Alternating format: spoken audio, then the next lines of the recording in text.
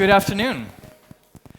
I'm, uh, I'm thrilled to speak at the Next Web. I think this is my first time here, and I thought, I'm in my hometown of Amsterdam. I'm here with the people I know.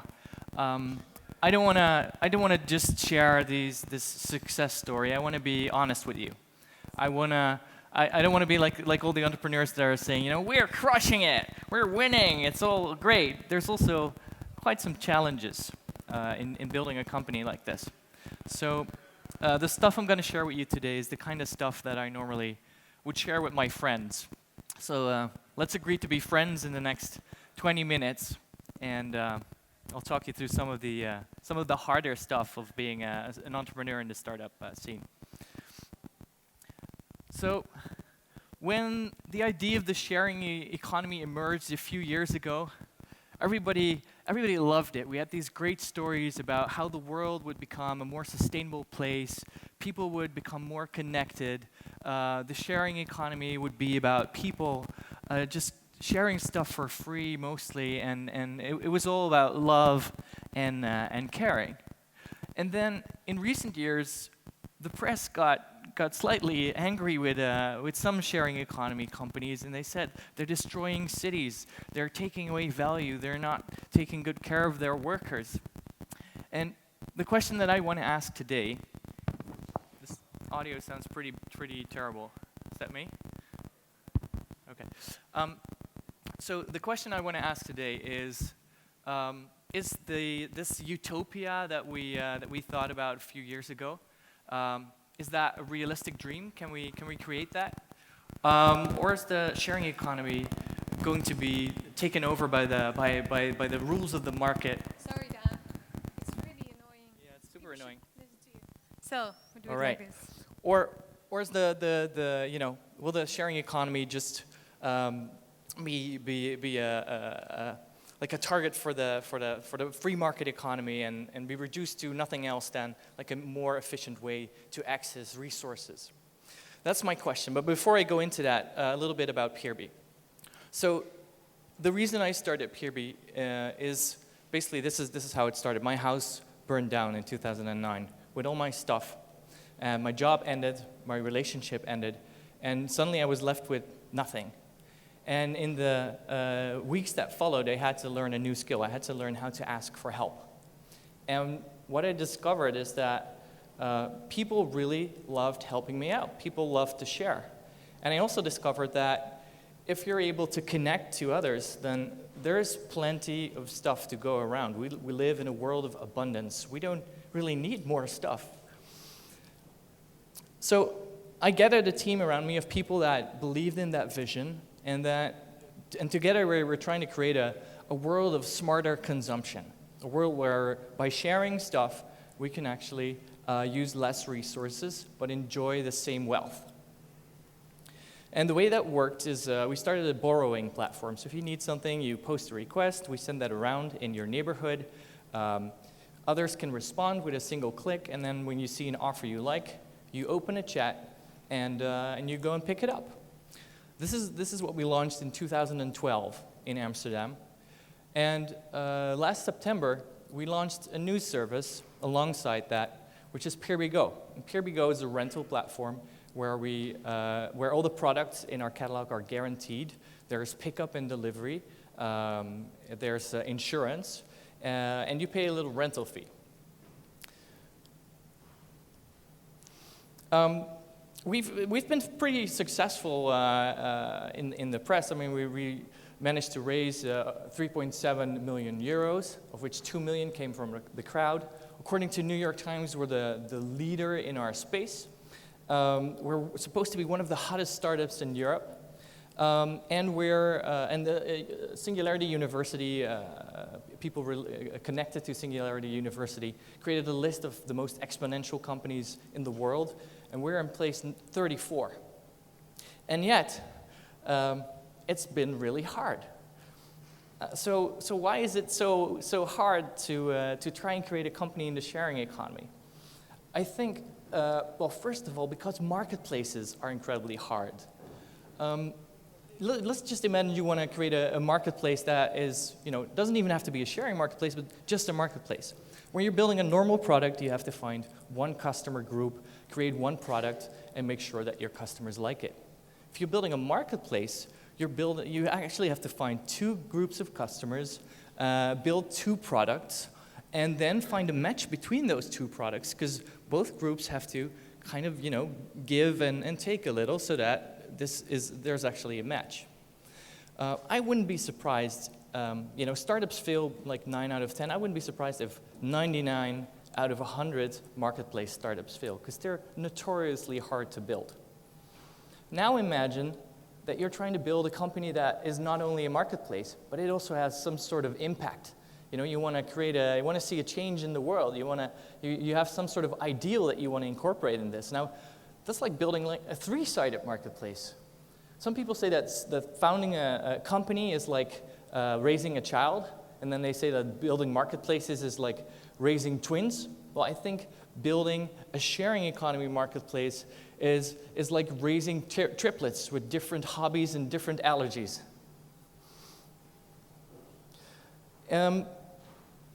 So when we started, we had this conception that it would be really hard to get people to share.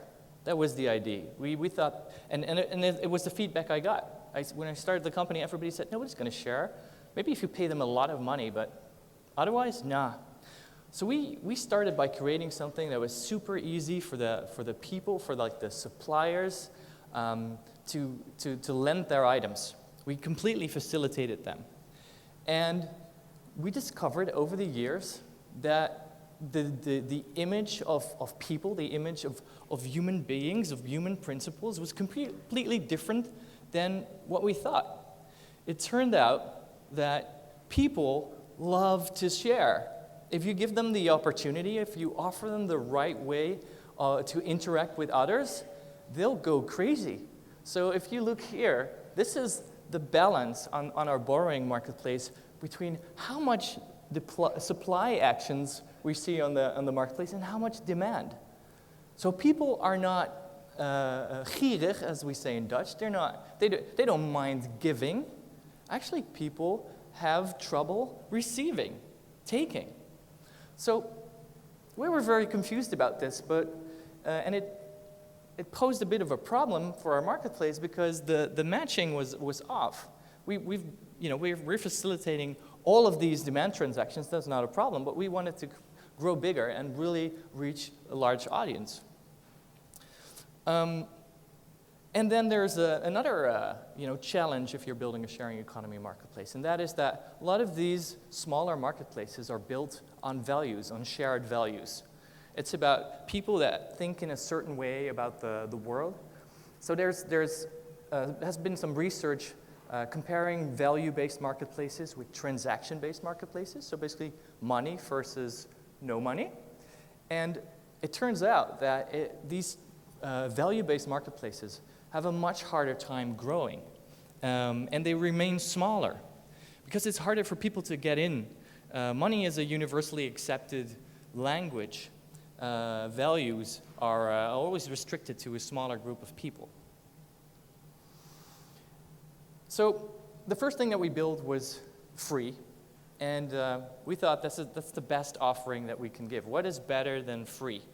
I later realized that maybe that is not the right way of thinking about it, because if free was the best product, then I think hitchhiking would be a lot more popular, right?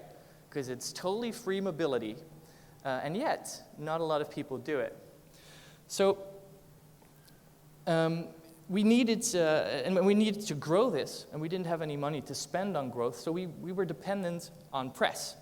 And there's only so much press you can get. This is these are just some of the channels and papers that we reached.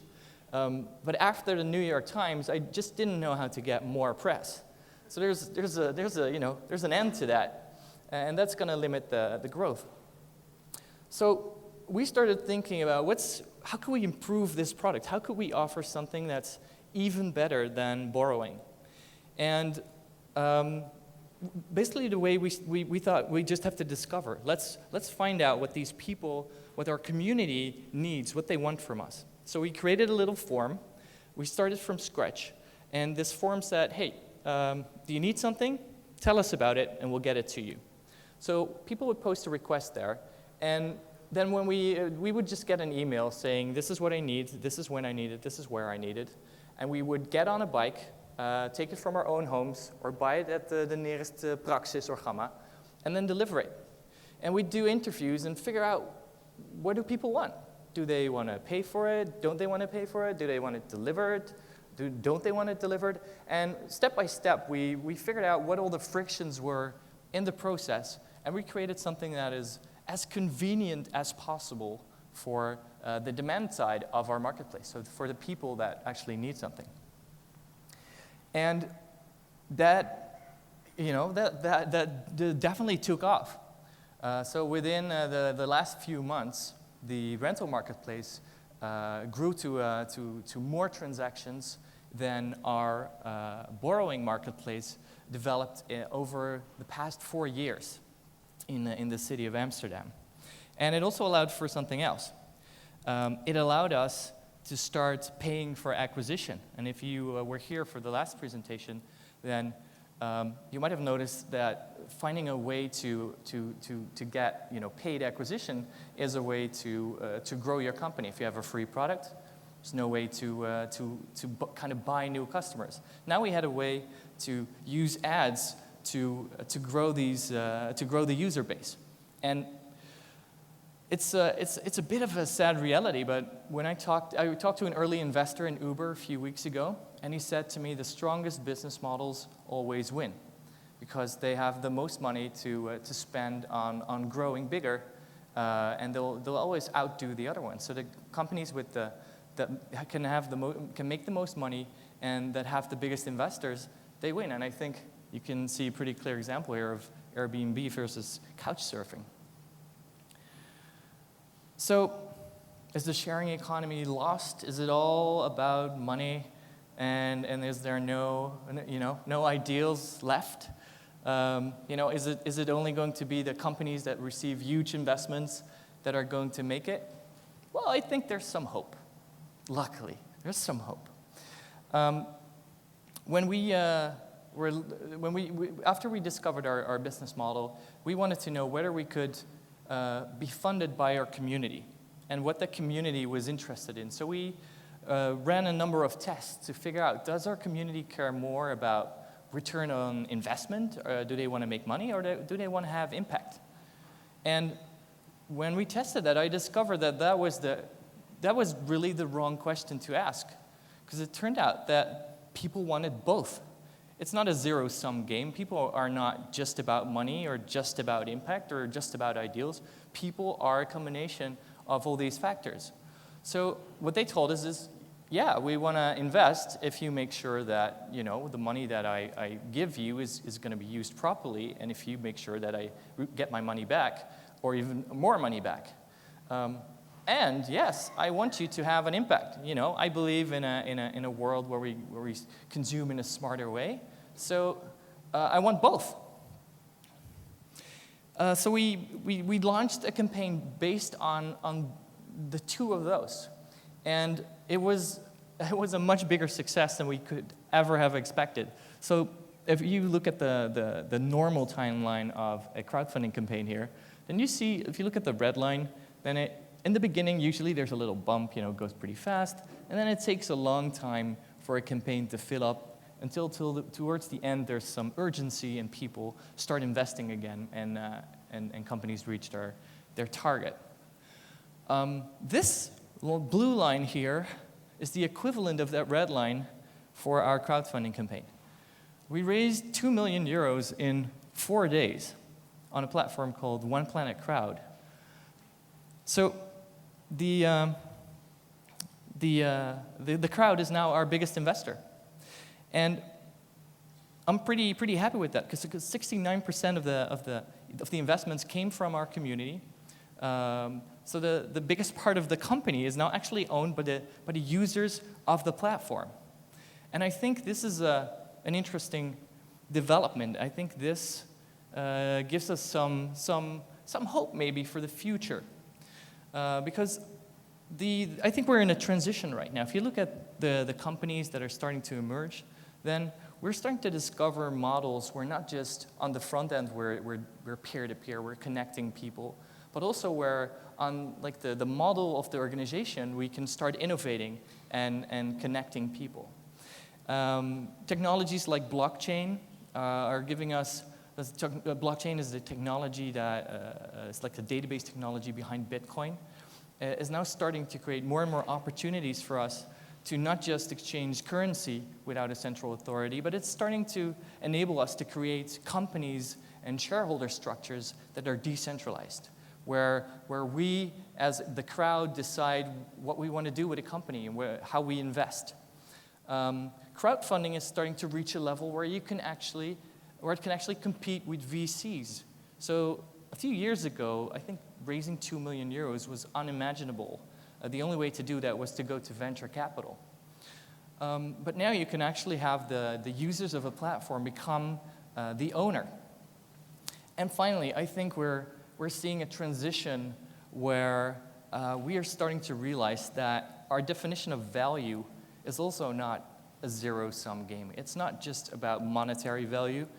We want to create different types of value. We start to value different things in life. And the fact that we now, as people, we're able to invest in companies instead of just a pension fund that is, or a VC that is only represents the monetary incentive. As people, we represent ourselves. We represent lives. We represent the planet. We represent families. We represent the fact that we want to live a happy life, and not just that we want return on investment. So I think the good news is, the hard news is, reality and idealism are pretty hard to mix. But I think the good news is that if we work hard and we keep inventing new ways of building companies, then we can create a very good mix. Thank you.